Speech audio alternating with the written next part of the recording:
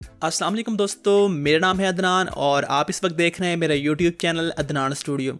जैसा कि आपको पता है आजकल सर्दियों का मौसम आ चुका है, तो जैसे ही ज़्यादा ठंड होती है इस तरह के जो बिजली से चलने वाले इलेक्ट्रिक हीटर होते हैं इनकी मांग में भी हमें इजाफा देखने को मिलता है। ये सस्ते भी होते हैं और एक छोटे से रूम में ये सर्दी की शिद्दत को कम भी करते हैं। 800-900 रुपये से इनकी जो कीमतें हैं वो शुरू हो जाती हैं और हर तरह की जो छोटी बड़ी मार्केट है वहाँ पर आपको ये ईज़िली मिल भी जाते हैं। लेकिन इनके अंदर जो सबसे बड़ा मसला होता है वो ये होता है कि ये ख़राब बड़ी जल्दी हो जाते हैं। अब मेरे पास भी ये एक इलेक्ट्रिक हीटर मौजूद है जो कि मैंने पिछला जो सर्दियों को सीज़न था तब मैंने लिया था और तब ये बड़ा बेहतरीन चलता रहा है। लेकिन इस साल जैसी सर्दियाँ आई हैं मैंने इसको स्टोर रूम से निकाल कर तो इसको जैसे मैंने ऑन किया है तो ये चल नहीं रहा।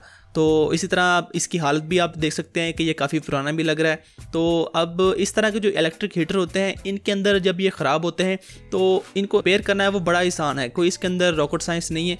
इसके अंदर सिर्फ 3 चीज़ें होती हैं जो कि ख़राब हो सकती हैं। सबसे पहले नंबर पर इसकी जो मेन वायर होती है जो कि आप सॉकेट के अंदर लगाते हैं, जो इस हीटर के अंदर लगी होती है, एक तो या तो वो वायर ख़राब हो सकती है।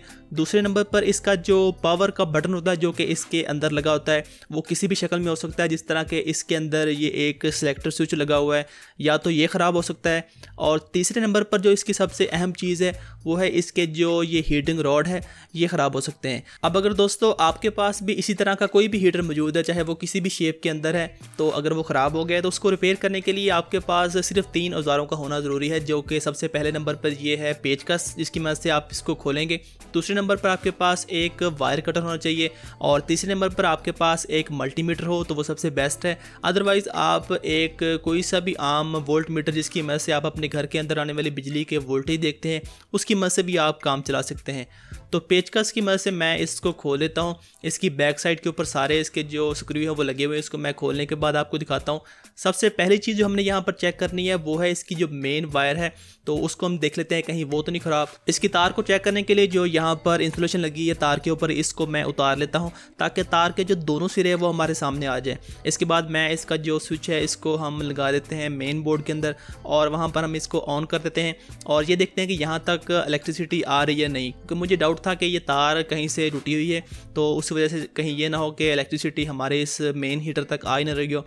तो मेरे पास ये क्लैम्प मीटर है, आपके पास कोई सा भी वोल्ट मीटर है आप उसकी मदद से यहाँ पर इसको चेक कर सकते हैं कि यहाँ तक जो है इलेक्ट्रिसिटी आ रही है नहीं।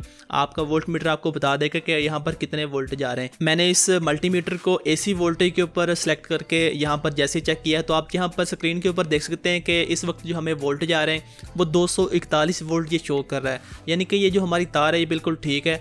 लेकिन फिर भी मैं इसको रिप्लेस कर दूंगा। तार मेरे पास अच्छी है, ब्रांडेड जो केबल है वो मेरे पास मौजूद है, तो मैं वो यहाँ पर लगा दूंगा। ये तार जो है वो काफ़ी हल्की क्वालिटी की थी।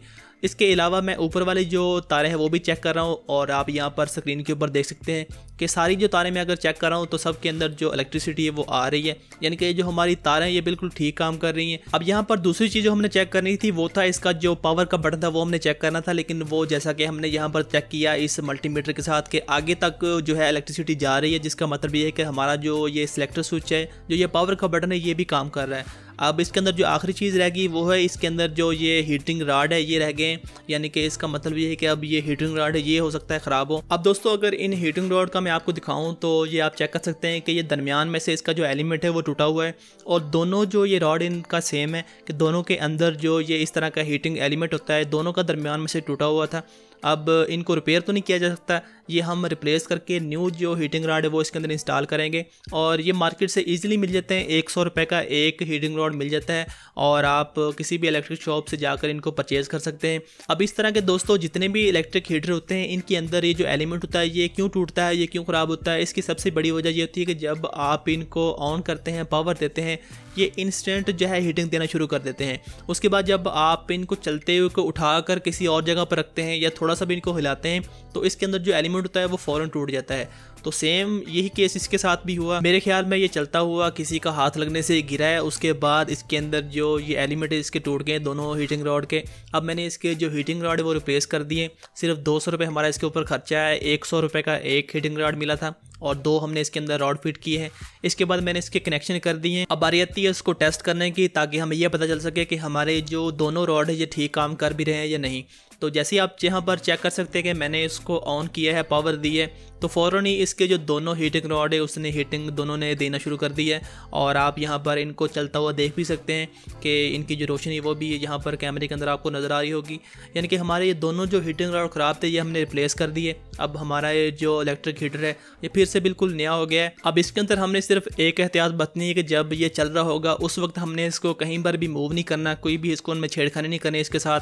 अगर आपके पास भी इसी तरह का इलेक्ट्रिक हीटर है, आप उसको एक जगह से उठाकर दूसरी जगह पर रखना चाहते हैं या किसी और कमरे में ले जाना चाहते हैं और वो चल रहा है, तो आपने क्या करना है कि एक दफ़ा इसको बंद करना है। बंद करने के बाद 10 से 15 मिनट आपने वेट करना है और उसके बाद जब ये इसके जो हीटिंग रॉड है ये ठंडे हो जाएंगे उसके बाद आप इसको किसी और कमरे में शिफ्ट कर सकते हैं या कहीं पर भी आप उठा कर रखना चाहें आप इसको ले जा सकते हैं। तो ये थी दोस्तों आज की वीडियो। उम्मीद करता हूँ आपको पसंद आई होगी। अगर तो वीडियो पसंद आई हो वीडियो को एक लाइक कर दें, अपने दोस्तों के साथ भी शेयर कर दें और मज़ीद ऐसी इन्फॉर्मेटिव वीडियोस देखने के लिए हमारे चैनल को भी सब्सक्राइब कर लें। मिलते हैं किसी और वीडियो में। अपना बहुत सारा ख्याल रखिएगा और दुआओं में ज़रूर याद रखिएगा। अल्लाह हाफिज़।